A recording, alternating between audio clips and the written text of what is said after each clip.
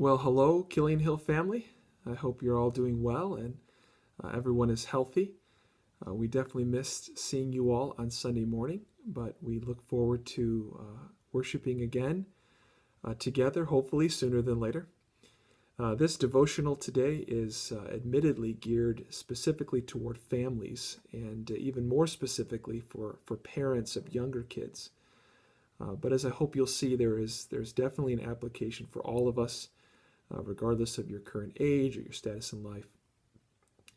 A couple of weeks ago, a few of us were out in California for the annual Shepherds Conference there at Grace Community Church in Los Angeles.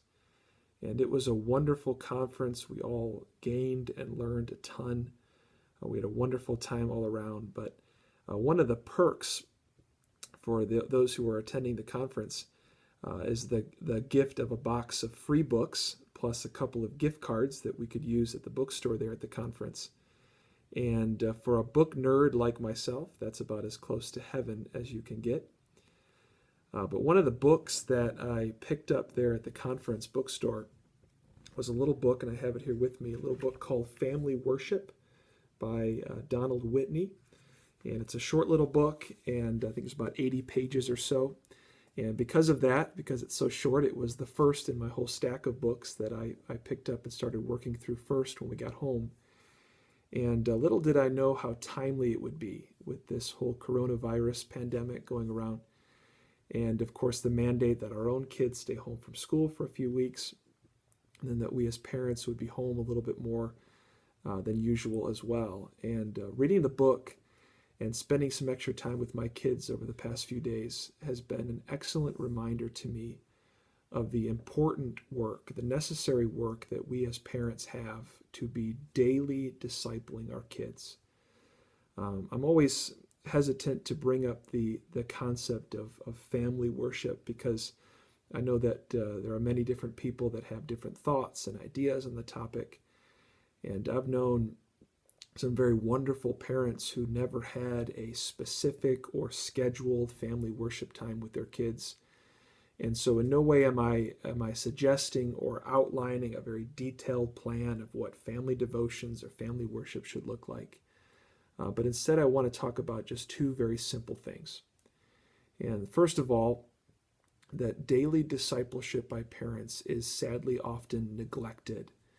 And then that secondly, it is absolutely necessary. So first of all, it's neglected. One of the quotes that stood out to me the most in this little book is something the author writes right off the bat in the introduction. He says, I am persuaded from my own ministry experience in hundreds of churches that so little family worship regularly exists in Christian homes today. And even in most of our best churches, most of our best men do not even pray with their wives and children if they have them, much less lead them in 10 minutes or so of worship as a family. So again, I think sadly in our fast-paced world, we are so busy, and tragically one of the quickest things for us to drop as parents is our daily and intentional discipleship and discipling of our kids. It's sadly neglected. But then number two, it is so necessary. Most of us are familiar with what Deuteronomy 6 verses 4 through 7 says, where it says, Hear, O Israel, the Lord our God, the Lord is one.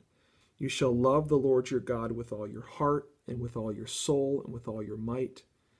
And these words that I command you today shall be on your heart. Then he says, You shall teach them diligently to your children, and shall talk of them when you sit in your house, and when you walk by the way, and when you lie down, and when you rise.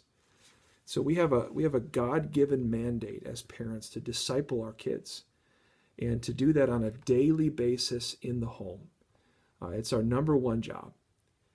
And so for all of our Killing Hill parents, I pray that this time of quarantine in our homes will be a reminder of the necessary work that lies before us with our kids. And really for all of us, whether you're a parent or a grandparent, a teacher, whatever, for all of us to be looking for the God-given opportunities to daily disciple those along our path, or those that are entrusted to our care. And so with that, God bless you. Stay healthy. We love you all.